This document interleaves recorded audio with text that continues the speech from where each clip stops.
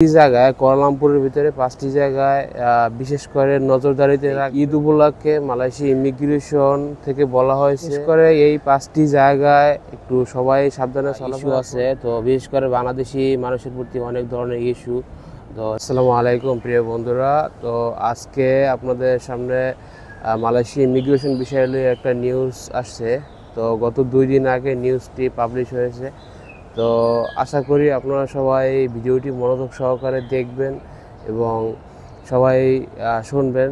তো মালয়েশিয়া ইমিগ্রেশনে এই ঈদ উপলক্ষে, রমাদানের ঈদ উপলক্ষে সবাইকে বিশেষ হুঁশিয়ারি দিয়েছে যারা বিশেষ করে অবৈধ প্রবাসী। তো সবার জন্য আর কি এই ভিডিওটি খুবই গুরুত্বপূর্ণ।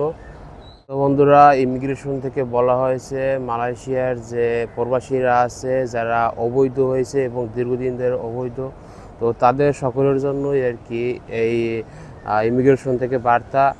আর এই ঈদ উপলক্ষে মালয়েশিয়া ইমিগ্রেশন থেকে বলা হয়েছে যে এই 5টি জায়গায়, কুয়ালালামপুরের ভিতরে 5টি জায়গায় বিশেষ করে নজরদারিতে রাখবে এবং অবৈধ প্রবাসীরা যাতে করে যে কোনো ধরনের কোনো অপ্রীতিকর ঘটনা যে না ঘটাইতে পারে, এবং এই কারণে ইমিগ্রেশন থেকে বিশেষ কড়া হুঁশিয়ারি দিয়েছে। তো নজরদারিতে থাকবে 5টি জায়গা, তার ভিতরে KLCC, বুকিট বিন্তাং, আরও কিছু কিছু জায়গা আছে। তো যেগুলোর নামে আমি আপনাদেরকে বলতে পারছি না এবং আমার স্মরণে নাই এখন। তো বিশেষ করে এই 5টি জায়গায় একটু সবাই সাবধানে চলাফেরা করবেন।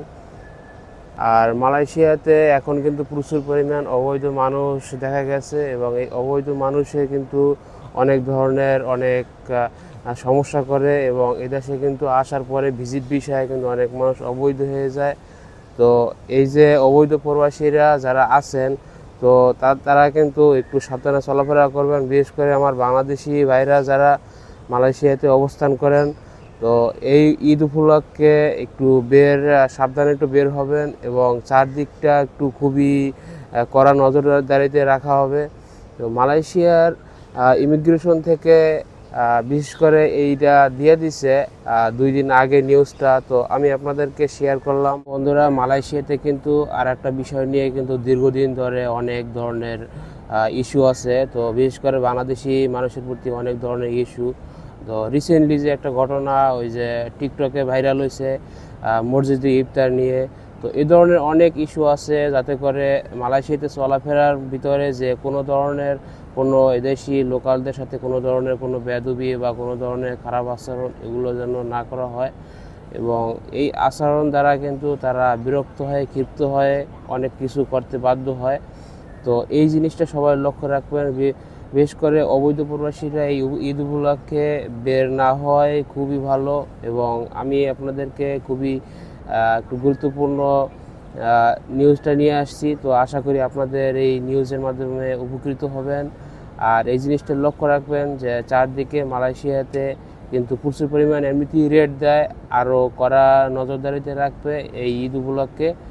তো কোনো ধরনের কোনো ঘটনা ঘটানো যাবে না এমন কিছু। তো বাংলাদেশি যারা আছেন সবাইকে সাবধান করলাম। তো সবাই ভালো থাকবেন এবং আমার ফেসবুক পেজটি এবং ইউটিউব চ্যানেলটি, টিকটক থেকে যারা দেখতেছেন সবাই ফলো দিয়ে এবং সাবস্ক্রাইব করে পাশে থাকবেন। তো সবাইকে অসংখ্য ধন্যবাদ। তো আবার নতুন কোন এপিসোডে আপনাদের সামনে হাজির হব। তো এই কামনায় আজকের মতো বিদায় নিলাম। তো আল্লাহ হাফেজ।